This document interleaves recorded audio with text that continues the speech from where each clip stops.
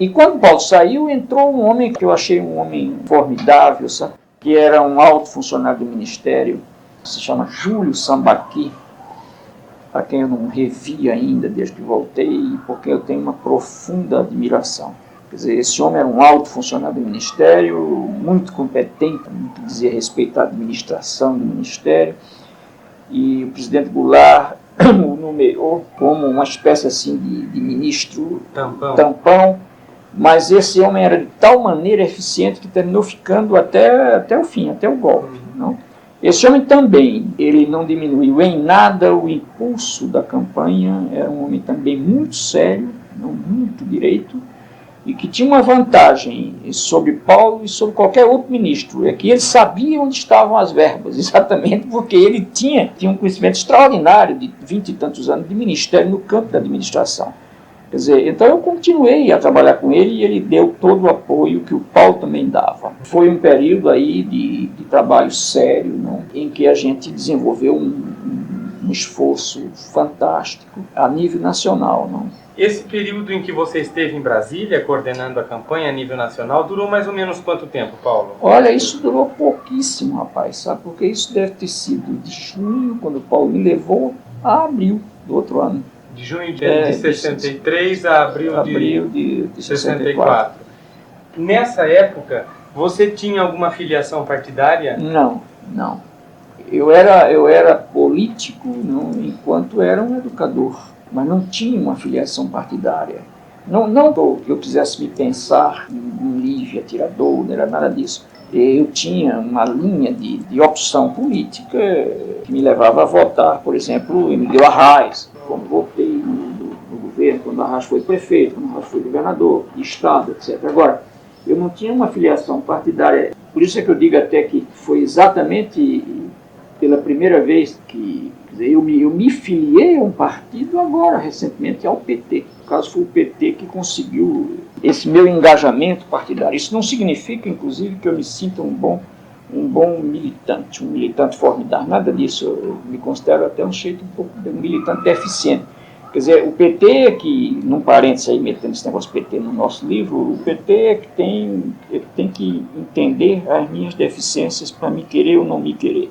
Sim. O que não pode exigir de mim o que eu não gosto de fazer, nem sei fazer. Mas o PT até hoje me entende bem também.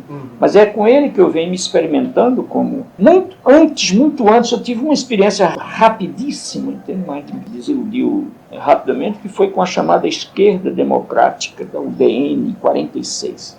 Houve dentro do corpo da UDN uma tentativa de criar um setor assim, que se chamou de esquerda democrática, e pelo qual eu passei rapidissimamente, creio que não constou nem nas atas o meu nome. Mas o fato de você não se ter filiado, a não ser agora no PT, o que significa? Significa que na época não havia, a seu ver, um partido com o qual você se identificasse já maduro, ou você que ainda não se achava amadurecido em relação aos partidos da época? Não, eu acho que as duas coisas, sabe, possivelmente. Não? Possivelmente havia, de um lado, um pouco de exigência demasiado grande da minha parte, com relação aos comportamentos partidários, por exemplo. Do outro lado, um pouco de ingenuidade também da minha parte, não? Que era a ingenuidade seguinte, que em certo sentido se encontra mais ou menos clara no meu primeiro livro, na Educação como Prática da Liberdade, por exemplo, que era a ingenuidade de me ver e de me compreender como um educador e não como um político. Quer dizer, na época eu não tinha percebido isso que eu chamo hoje de politicidade da educação. Quer dizer, eu não tinha percebido isso e não há por que negar. E o fato de não ter percebido, e quando a gente relê a Educação como Prática da Liberdade, por exemplo, obviamente que a gente percebe isso.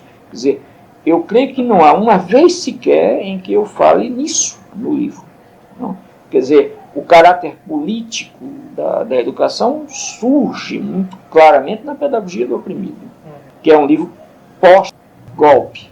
Enquanto que a Educação como Prática da Liberdade é um livro pré-golpe, sendo só restaurado depois do golpe. Não? Então a não percepção da obviedade, que é exatamente a politicidade da educação, me fazia situar-me como um educador, portanto não como um político. E na medida em que, por outro lado, eu via, e a minha experiência do político no Nordeste brasileiro era profundamente amarga para mim, não? De uma política tremenda, de coronéis, disso, daquilo outro, isso tudo acrescentava à minha ingenuidade, uma espécie assim de necessidade quase angelical de viver numa espécie de ilha em que a política não entrasse.